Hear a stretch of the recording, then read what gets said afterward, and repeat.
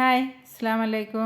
ചായ തിളച്ച് വരുന്ന സമയം കൊണ്ട് റെഡിയാക്കി എടുക്കാൻ പറ്റിയ ഒരു ഈസി ആയിട്ടുള്ള സ്നാക്കിൻ്റെ റെസിപ്പിയാണ് ഇന്ന് ഷെയർ ചെയ്യണത്.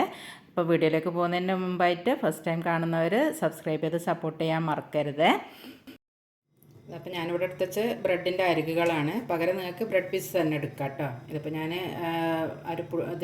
പുഡിങ്ങിനുണ്ടാക്കിയ സമയത്ത് അതിൻ്റെ അരികൊക്കെ എടുത്ത് വെച്ചത് വേസ്റ്റായി കളയണ്ടെന്നുള്ള വിചാരിച്ചിട്ട് ഇങ്ങനെ അത് തന്നെയാണ് എടുത്തിട്ടുള്ളത്.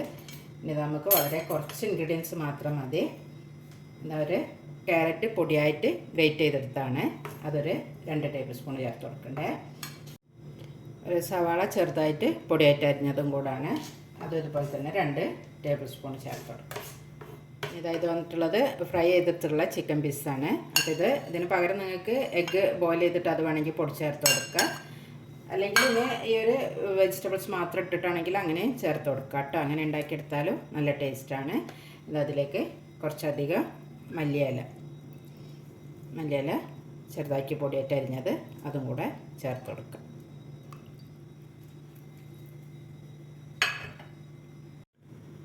ഇതിലേക്ക് ആവശ്യത്തിനുള്ള ഉപ്പ് ചേർത്ത് കൊടുക്കുക. പിന്നെ ഒരു 1/2 ടീസ്പൂണ് പെപ്പർ പൗഡറും കൂടെ ചേർത്ത് കൊടുക്കുക. ഇതെല്ലാം കൂടെ നന്നായിട്ടൊന്ന് ഒരു ഫോർക്ക് വെച്ചിട്ട് മിക്സ് ചെയ്തെടുക്കുക.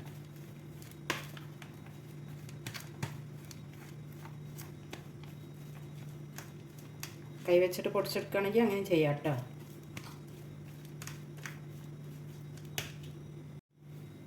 അപ്പോൾ ഇവിടെ എല്ലാം നന്നായിട്ട് തന്നെ ഒന്ന് മിക്സാക്കി എടുത്തിട്ടുണ്ട്.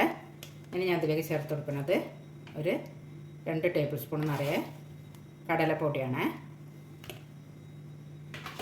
കടലപ്പൊടി ചേർത്തിട്ട് നമുക്ക് നന്നായിട്ടൊന്ന് മിക്സ് ചെയ്ത് കൊടുക്കാം.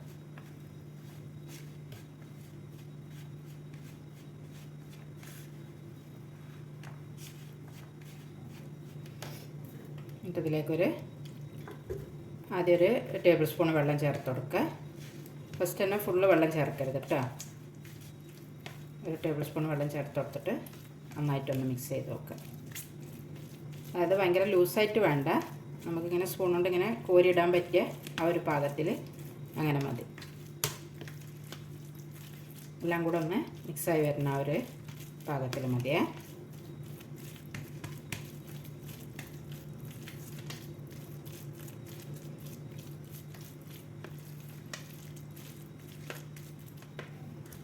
ഒരു ടീസ്പൂൺ വെള്ളം കൂടെ ഞാൻ ആഡ് ചെയ്ത് കൊടുക്കുന്നുണ്ട്. അപ്പോൾ ഓയിൽ നന്നായിട്ട് ചൂടായി വന്നിട്ടുണ്ട്. അപ്പോൾ നമ്മൾ നേരത്തെ റെഡിയാക്കി വെച്ചിട്ടുള്ള ഈ ഒരു ഓരോതായിട്ട് ഇങ്ങനെ സ്പൂൺ കൊണ്ട് കോരിയിട്ട് കൊടുക്കാം.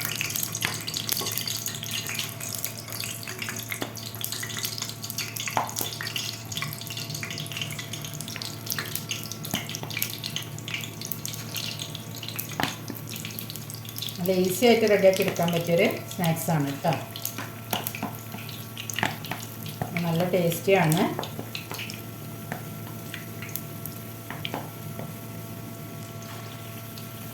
ഞാൻ ചെയ്യുന്ന മിക്കവാറും റെസിപ്പീസൊക്കെ എല്ലാവർക്കും ട്രൈ ചെയ്യാൻ പറ്റിയ ഈസി ആയിട്ടുള്ള റെസിപ്പീസ് തന്നെയാണ്. അപ്പോൾ നിങ്ങൾ എല്ലാവരും ഒന്ന് ലൈക്ക് ചെയ്തും സബ് ചെയ്തിട്ടും ഷെയർ ചെയ്തിട്ടൊക്കെ ഒന്ന് സപ്പോർട്ട് ചെയ്യുക. എന്നാലല്ലേ എനിക്ക് കൂടുതലായിട്ട് വീഡിയോ ചെയ്തിടാനും പിന്നെ എന്താ പറയുക വ്യൂസൊക്കെ കൂടി വരാനൊക്കെ നിങ്ങളെ ലൈക്കും ഷെയറൊക്കെ എന്തായാലും ആവശ്യമാണ്.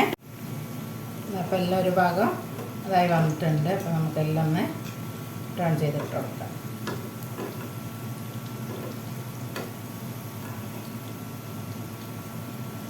ബ്രെഡ് ആയതുകൊണ്ട് തന്നെ പെട്ടെന്ന് തന്നെ പൊരിഞ്ഞ് കിട്ടും കേട്ടോ. ഇതായിപ്പോൾ നന്നായിട്ട് തന്നെ പൊരിഞ്ഞ് വന്നിട്ടുണ്ട്. നമുക്കിത് എടുക്കാം.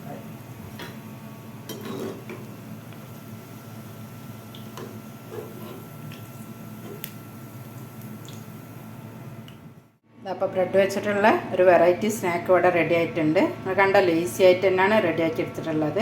അപ്പോൾ ഷേപ്പൊന്നും നോക്കണ്ട, നിങ്ങൾക്ക് ഇഷ്ടമുള്ള ഷേപ്പിലാക്കിയിട്ട് എടുക്കുക.